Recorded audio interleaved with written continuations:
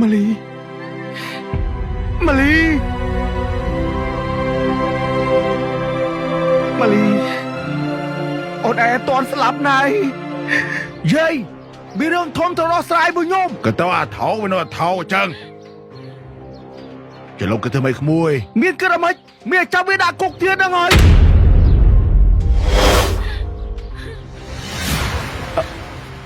ពូកុំដល់ថ្នាក់នឹងពេកពូ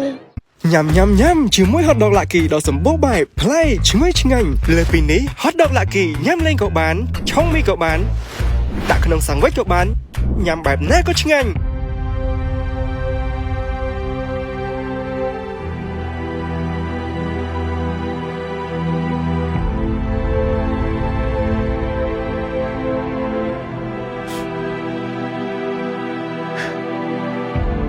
ពុកពុតសម្លាញ់មកបាយមើលបង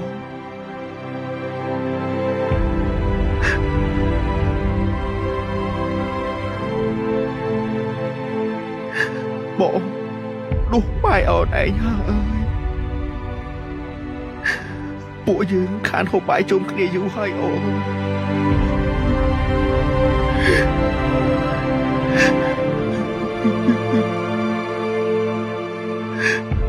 បងស្ដាយណាស់អូនបងស្ដាយណាស់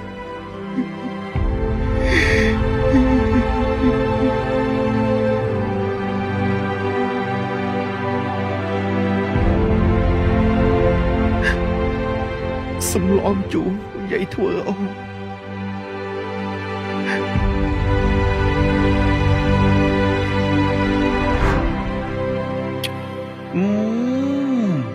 នៅលើលោកនេះមានតែប្រពន្ធបងឯងស្លមជួគ្រឿងឆ្ងាញ់ជាងគេហើយចាំបើអត់ពីអូនទៅបានតែគេស្លឲ្យហូបហើយចុះណែតាណានេះក៏ប្រែតែហូតចោលបងបើអត់ពីអណៃទៅមានណាស្រឡាញ់បង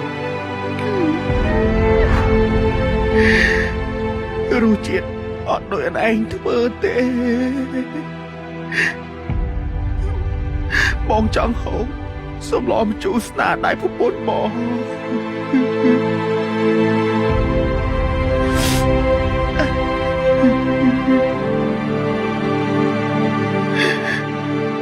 ម៉ាលីបងខំឲ្យអូនបងស្ដាយក្រោយណាស់